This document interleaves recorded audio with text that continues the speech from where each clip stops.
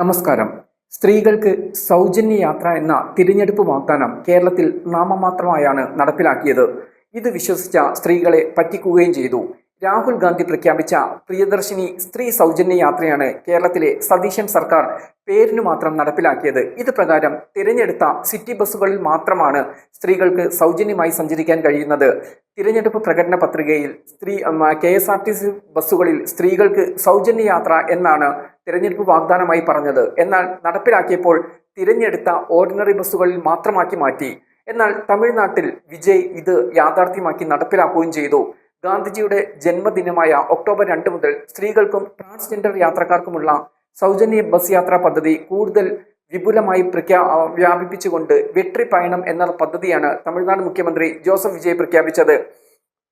വിപുലീകരിച്ച യാത്രാ പദ്ധതി പ്രകാരം മെട്രോപൊളിറ്റൻ കേന്ദ്രങ്ങളിൽ സർവീസ് നടത്തുന്ന express, limited stop service, deluxe സർക്കാർ ബസ്സുകളിലും സ്ത്രീകൾക്കും ട്രാൻസ്ജെൻഡറുകൾക്കും ഇനി സൗജന്യ യാത്ര ചെയ്യാം.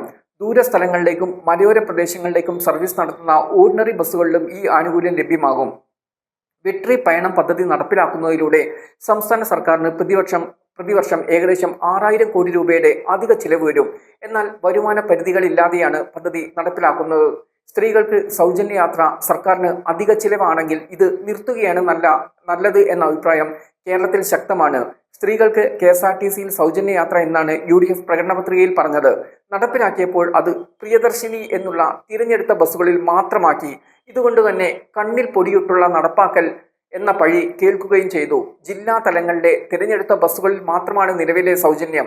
അടുത്ത ജില്ലയിലേക്ക് സ്ത്രീകൾക്ക് സഞ്ചരിക്കണമെങ്കിൽ മുഴുവൻ തുകയും നൽകണം.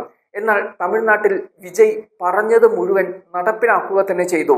Express, limited stop service, deluxe സർവീസുകളിൽ സ്ത്രീകൾക്ക് ബസ്സുകളിൽ യാത്രാക്കൂലി നൽകേണ്ടതില്ല. അതേസമയം ദൂരസ്ഥലങ്ങളിലേക്കും മലയോര പ്രദേശങ്ങളിലേക്കും സർവീസ് നടത്തുന്ന ഓർഡിനറി ബസ്സുകളിലും ഈ ആനുകൂല്യം ലഭിക്കും.